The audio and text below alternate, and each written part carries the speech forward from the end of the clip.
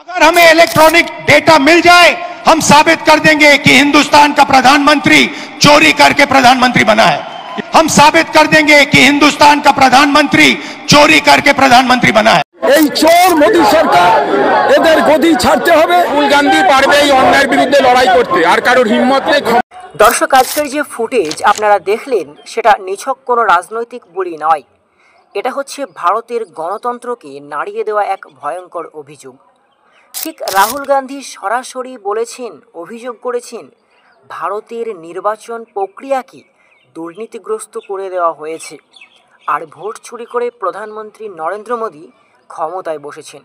রাহুল গান্ধী অভিযোগ তুলেছেন এই ভোট চুরি শুধু এক দুটি জায়গায় নয়, বরং গোটা দেশ জুড়েই ছড়িয়ে আছে এর প্রমাণ।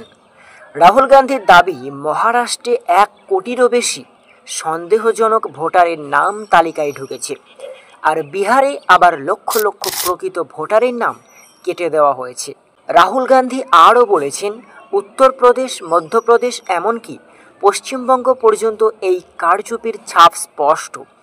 এখন প্রশ্ন উঠছে, যদি একজন বিরোধী নেতার মুখ থেকে এমন গুরুতর অভিযোগ আসে, তাহলে কি দেশের মানুষ এভাবে চুপ করে থাকতে পারে? রাহুল গান্ধীর কণ্ঠে আজ যে ক্ষোভটা আপনারা শুনলেন, সেটার প্রতিধ্বনি এখন কলকাতা থেকে দিল্লি, বিহার থেকে মুম্বাই পর্যন্ত শোনা যাচ্ছে। মানুষ একটাই স্লোগান তুলছে, মোদি হাটাও দেশ বাঁচাও। শুনবো আমরা বিভিন্ন রাজ্যের মানুষেরা কি বলছেন, শুনুন সেই ভিডিও। এই চোর মোদী সরকার, এদের গদি ছাড়তে হবে। রাহুল গান্ধী পারবে এই অন্যায়ের বিরুদ্ধে লড়াই করতে, আর কারোর হিম্মত নেই, ক্ষমতা নেই।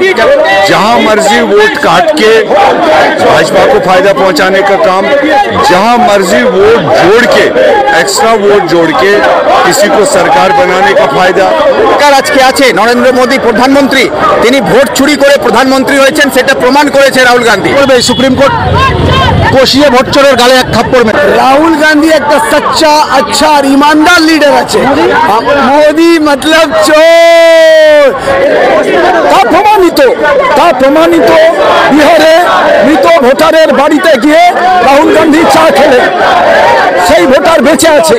এই যে তানাশাহী সরকার চলছে, আমাদের অস্তিত্বের লড়াই, ওয়ান ম্যান ওয়ান ভোট, আমরা এত ভোট চুরির এগেইনস্টে তথ্য প্রমাণ দিয়েছে, তাও আপনি দেখুন কোনো রকম হেলদোল নেই। আমরা যতক্ষণ অবধি ভোট চুরি বন্ধ হচ্ছে না, ততক্ষণ আমাদের এই লড়াই। মোদির বিদায় এই 2026-এর মধ্যেই নির্বাচন বিদায় হবে। যে এই চোর মোদী সরকার, এদের গদি ছাড়তে হবে। অথবা বিজেপি সরকার আর নির্বাচন কমিশন মিলে যে ভোট চুরি করছে তা প্রমাণিত। এই দেশে এটা বোধহয় জীবনে প্রথমবার হলো যে ইলেকশন কমিশনের ওয়েবসাইটে কিছু ভোটারের নাম বার করে সেটাকে যখন রাহুল গান্ধী ইনঅ্যাপ্রোপ্রিয়েট বলে দেখান, হাউস নাম্বার 0, বাবার নাম নেই, মায়ের নাম নেই, শ্রীমান শ্রীমতী সব এক, হিন্দু ছেলের বাবার নাম খ্রিশ্চান, এরকম অদ্ভুত অদ্ভুত যখন জিনিসপত্র রাহুল গান্ধী সামনে আনলেন, তখন ইলেকশন কমিশনের ওয়েবসাইট থেকে সেই নামগুলো পর্যন্ত বার করে দিল, ভোটার লিস্টটা তুলে দিল। তারপরে রাহুল গান্ধীকে বলল, আপনি ওথ দিন, আপনি এফিডেভিট দিন, এবং সেই এফিডেভিটের দরুন আপনি আগে বলুন যে আপনি যা বলছেন সত্য বলছেন। কেন?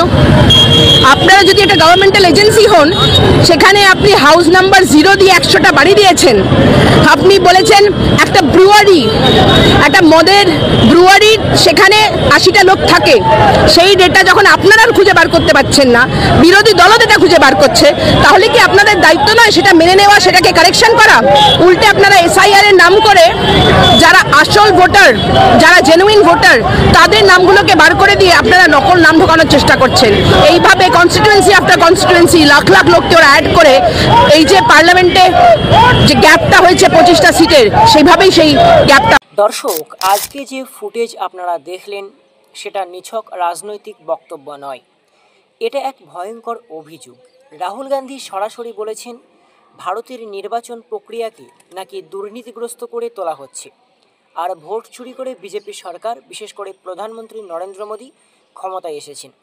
রাহুল গান্ধীর দাবি, এই ভোট চুরি সীমিত কোনো জায়গায় হয়নি, বরং ভালোভাবে পুরো ভারতবর্ষ জুড়েই এর ছাপ রয়েছে। রাহুল গান্ধী বলেছেন, মহারাষ্ট্রে 1 কোটিরও বেশি অস্বাভাবিক ভোটারের নাম তালিকায় ঢুকেছে, আর বিহারে লক্ষ লক্ষ মানুষের নাম উধাও হয়ে গেছে। রাহুল গান্ধী অভিযোগ করেছেন এই সবই হচ্ছে এক বিশেষ প্রক্রিয়া, যা ষড়যন্ত্রের মাধ্যমে, যেটাকে তিনি বলছেন এসআইআর, স্পেশাল ইন্টেন্সিভ রিভিশন। তার কথাই যেমন প্রধানমন্ত্রী নরেন্দ্র মোদী বিহারের জন্য বিশেষ প্যাকেজ ঘোষণা করেছিলেন, তেমনি নির্বাচন কমিশনের এই এসআইআর আসলে আরেক ধরনের স্পেশাল প্যাকেজ, তবে সেটা গণতন্ত্রকে নষ্ট করার প্যাকেজ। রাহুল গান্ধী বলেছেন নির্বাচন কমিশন নিরপেক্ষ সংস্থা হয়ে কাজ করছে না, বরং সরাসরি বিজেপিকে সাহায্য করছে। তিনি অভিযোগ করেছেন মোদি শাহ আর নির্বাচন কমিশনের মধ্যে এক ধরনের পার্টনারশিপ তৈরি হয়েছে, যার লক্ষ্য মানুষের ভোট কেড়ে নেওয়া। আবার রাহুল গান্ধী আরও বলেছেন 2023 সালে এমন একটা আইন আনা হয়েছে যাতে নির্বাচন কমিশনারদের বিরুদ্ধে আইনগত কোনো ব্যবস্থা নেওয়া যায় না। তার ভাষায় এই আইন আসলে ভোট চুরি রক্ষা কবচ। তিনি বলেন ভোট চুরি মানে শুধু ক্ষমতার খেলা নয়, এটা আসলে সংবিধানের আত্মার ওপর আঘাত, ভারত মাতার আত্মার ওপর আঘাত। বিহারের প্রসঙ্গে রাহুল গান্ধী স্পষ্ট বলেছেন আমরা একটিও ভোট চুরি হতে দেব না। রাহুল গান্ধী জানিয়েছেন তার কাছে প্রমাণ আছে এবং সময় দিলেই তিনি প্রতিটি লোকসভা আর বিধানসভা আসন থেকে ভোট চুরির কেস সামনে আনবেন। রাহুল গান্ধী সতর্ক করেছেন নির্বাচন কমিশনকে, আজ যদি তারা বিজেপির হয়ে কাজ করে তবে আগামী দিনে ইন্ডিয়া জোট ক্ষমতায় এলে তাদের বিরুদ্ধে কঠোর ব্যবস্থা নেওয়া হবে। এই অভিযোগ শুধু রাজনৈতিক মঞ্চে নয়, জনতার মাঝেও ছড়িয়ে পড়েছে। রাহুল গান্ধী ইতিমধ্যেই শুরু করেছেন ভোটার অধিকার যাত্রা, যেখানে তিনি প্রতিটি রাজ্যে গিয়ে মানুষকে বলছেন আপনার ভোট আপনার অধিকার, কেউ সেটা ছিনিয়ে নিতে পারবে না। কংগ্রেস, তৃণমূল, সিপিএম সহ বহু বিরোধী দল রাহুল গান্ধীর এই বক্তব্যকে সমর্থন করছে। তাদের মতে এটা শুধু রাহুল গান্ধীর লড়াই নয়, এটা আসলে ভারতের গণতন্ত্র বাঁচানোর একটা লড়াই। তবে এ কথাও মনে রাখা জরুরি, রাহুল গান্ধীর এই অভিযোগ পুরো প্রমাণ সাপেক্ষ। নির্বাচন কমিশন ইতিমধ্যে রাহুল গান্ধীকে নোটিশ দিয়েছে এবং 7 দিনের মধ্যে প্রমাণসহ এফিডেভিট জমা দিতে বলেছে, নইলে তাকে ক্ষমা চাইতে হবে। অর্থাৎ এই বিতর্ক এখন শুধু রাজনৈতিক মঞ্চে নয়, আইনি মঞ্চেও করাচ্ছে। মূল কথা হলো রাহুল গান্ধী আজ এক কঠিন প্রশ্ন তুলেছেন, ভারতের ভোট কি সত্যি নিরাপদ? চুরি হচ্ছে না তো? দেশের মানুষ কি সত্যি তাদের দেওয়া ভোট অনুযায়ী ফল পাচ্ছেন? তিনি মোদী সরকারের দিকে সরাসরি আঙুল তুলছেন, আর জনগণ এখন সেই প্রশ্নের উত্তর খুঁজছে। রাজনীতির বাইরে গিয়েও এটা ভারতের গণতন্ত্রের জন্য এক বড় পরীক্ষা। তাই ভিডিওতে আমি যতটুকু পেরেছি সত্যটা তুলে ধরেছি, এবং যতটুকু বললে ভুল হবে 100% আমি সত্য তুলে ধরেছি। এবার আপনাদের হাতেই আমি ছেড়ে দিলাম, কমেন্টে জানাও আপনার মতামত। আপনারা কাকে ভারতের প্রধানমন্ত্রী, প্রাইম মিনিস্টার হিসেবে দেখতে চাও অবশ্যই কমেন্ট করে জানাও।